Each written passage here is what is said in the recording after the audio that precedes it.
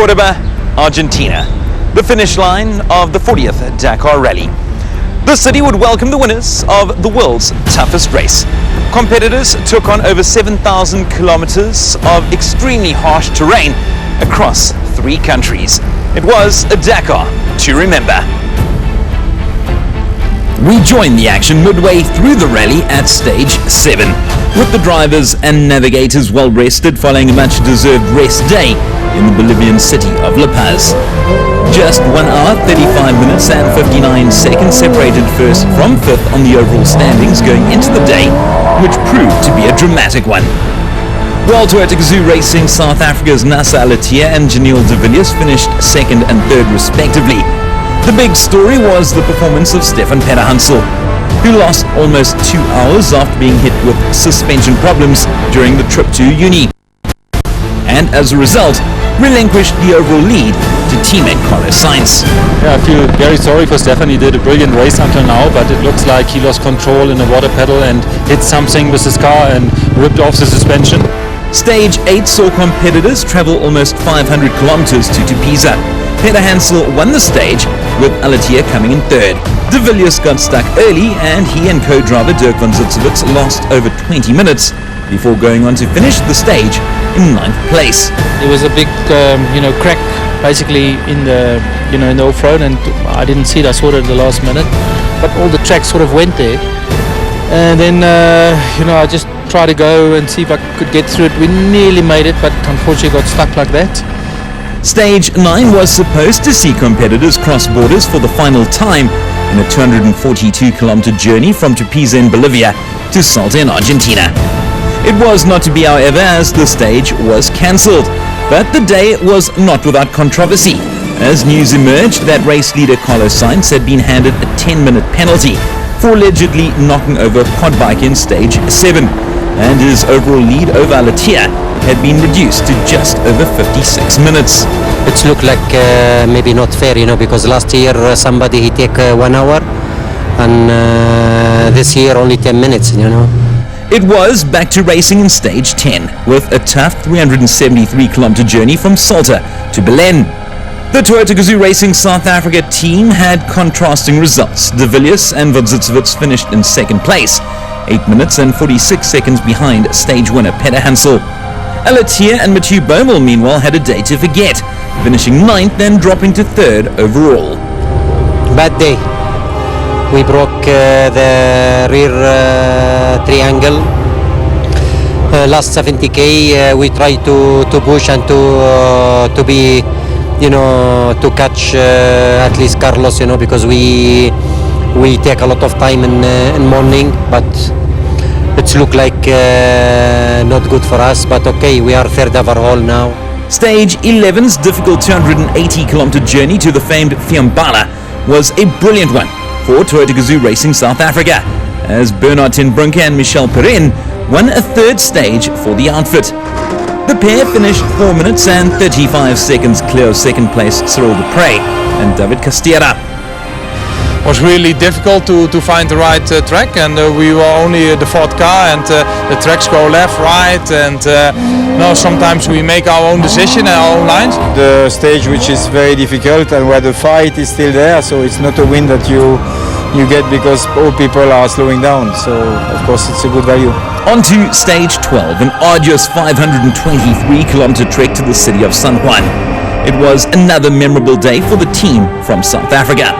We win today, and really we try to push, and the Toyota Hilux really a strong car. The 13th and penultimate stage, a journey to Cordoba, was arguably the most dramatic one of the 40th Dakar Rally.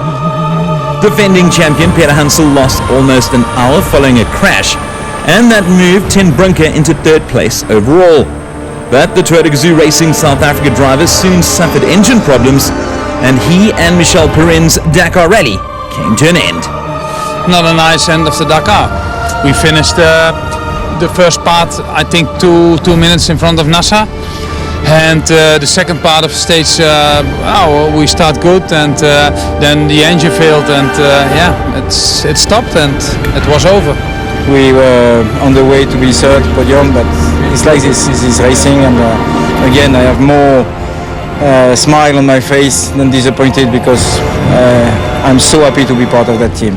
Alatia and Bommel claim their fourth stage win and fifth for the team, climbing to second overall. Thank you, guys. Thank you. Meanwhile, De Villiers and Van Zitsevits finished in third place and moved up to third. You know, it went okay for us until 10 k's from the finish, you know, and then in a bad fish area, lots of dust. A bike fell in the dust, and at the last minute I didn't see it in the dust, and I ended up on top of the bike. Luckily the biker wasn't with his bike anymore, but we got stuck on the bike, so lost 6 or 7 minutes there. And to the 14th and final stage, as the battle for top spot on the podium reached a thrilling climax. Sainz versus Alatia and De Villiers.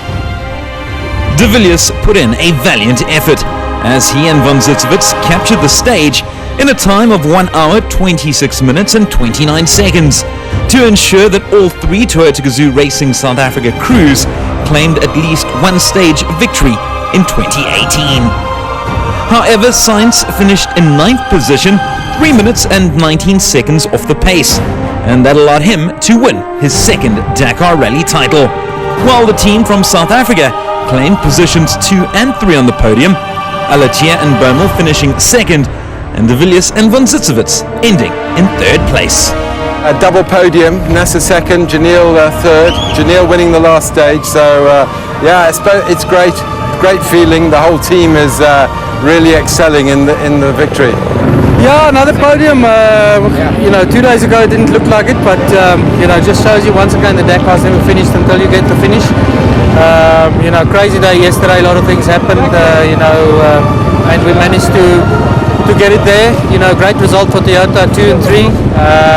You know, we were looking for the win, but you know, congrats to Carlos. He did a great job. He's the only driver out there that, you know, that hardly made a mistake, and you know, at the end of the day, that's what counted. Really, it was great Dakar for us, you know, and finished second place, and yeah, I'm quite happy, you know, that Toyota working for this Dakar really very good, you know, and the team doing good job, you know. I'm quite happy to finish this race, because it was very tough race. I'm proud with all the stuff that happened to us and to our Hilux, that we made it to the finish first, and it didn't look so nice for us in between so good, and to make it to the podium and finish this off with a stage win with our Hilux, that is really amazing, and yeah, I'm very happy and proud about it. Yeah, for sure. When you start the race, you look for the victory, and it was our goal at the start. But we had too many small problems during the first week that they push us out of the top 3, and we make a very good second week to come back slowly.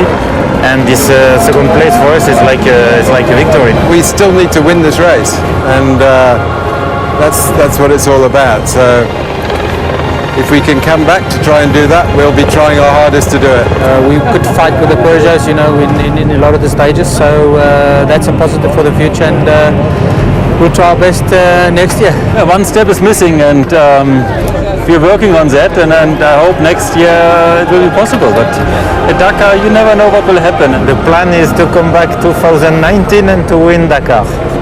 Of course, we are coming, and we promise, and we will win.